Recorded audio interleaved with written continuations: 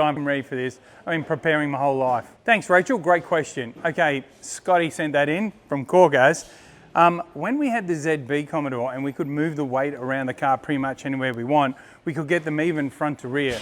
So with the Camaro, or the Gen 3 cars, they obviously got the engine in the front, so they've got more weight on the corner weights on the front than they have on the rear, but we try to even them up as closely as we can. For BJR, Bathurst is one of the places we drive to. We take a lot of people to Bathurst every year, but we also need the independence of driving around. You know, being a regional centre, imagine how many people are trying to rent cars. So we just load the cars up on the Tuesday, head down the road, get to Bathurst after 6.5 hours and use our own cars for the week.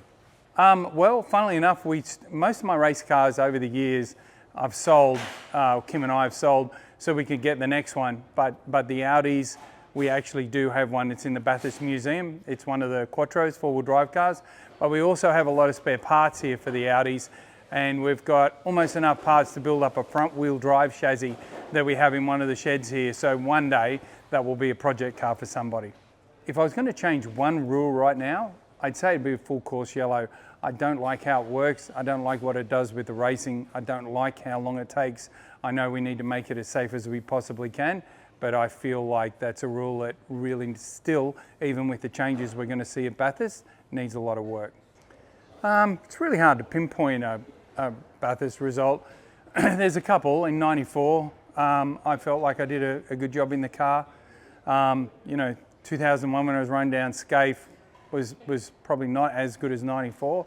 JB and I, in 2000, I think in 2 or something, had a really fast AU Falcon and led a lot of the race at the start, the first 30 laps, and broke the lap record. And I felt that was probably the best chance I had to win in the fastest car on the day. But unfortunately, I had some contact with Russell Ingall and it damaged a ball joint. And so halfway through JB's first stint, the wheel fell off it and we had to come to the pits and lost 4 laps.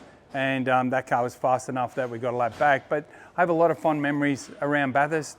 With the Audi, I was on the grid to start one of the support races and the battery went flat. And so I always went from being on the front row of the grid to the last car. And it was a very short race and I found my way back up to second. And so, Bathurst, I have a lot of fond memories of a lot of different race cars over a lot of years up there. There's a lot of people that probably don't really understand, and so they look at the fact that we run 4 cars and think it'd be more successful with 2. What you've got to remember is each car brings in a certain amount of money. And for us as a group, we've been running 4 cars for a long time. We have a great group of people here. We have 55 full-time employees. If I was going to run 2 cars, I'd only have half that staff or less. So this works out fine for us. We wouldn't go any faster if we just had 2 cars. We just have half the people here. So it's a working model that we've perfected over the years. Last year we came 3rd in the team's championship.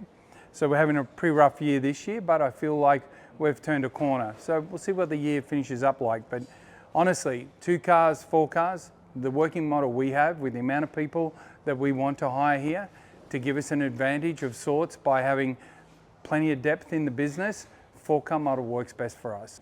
You don't have a lot of income stream. Now we run the Gen 3 cars and we all have to run the same parts. We do sell a few bits and pieces off to other teams, but most of the income comes from what we're paid by supercars, is a smaller portion of that, but the rest of it's sponsorship and the deals we're able to do to run the cars. And it's a really tricky business. Your income is pretty much fixed at the start of the year, but your outgoings fluctuate. So the more damage you have to the cars, the more cost you've got. So it's a really difficult business to manage. But we've been here for a long time, and we're still here, which is a positive. Well, oval racing is very close to my heart. I watch almost every NASCAR race. Macaulay and I are a bit addicted to it, if I'm honest. And of course, I raced ovals for a long time. The track is so badly deteriorated that I don't think it's possible. But yeah, funnily enough, someone sent me a picture the other day of one of the December races, and I think there's 40,000 people there, like 40,000 real people there. It's amazing how many that is in one spot. So I think it'd be great, but I don't think it's possible. Look, we've sent 4 engines back to get rebuilt before Bathurst, and sure, there's a bit of work to be done. But I think everything will be okay. I think there's enough engines and enough people covering stuff off that we'll be okay. We have a filter that we can check the metal in the engine, so if a thrust bearing's starting to go, we can hopefully pick that early. So we'll see how we go, but I have total faith in Caree that what we've got is going to get the job done. So the strategy is run by the engineers, and so usually the main engineer and the data engineer will talk amongst themselves. I wander in and out of each discussion and put my 2 cents worth in. We have strategy meetings, or the Bathurst one will go for hours before we actually get to the circuit. There's a lot of pre-planning that goes on, and while it looks like it's a knee-jerk reaction, there's a lot of stuff that goes into, a lot of thought and a lot of hard work goes into how we actually get to the end as fast as we can. So, but really the car engineer has the final say.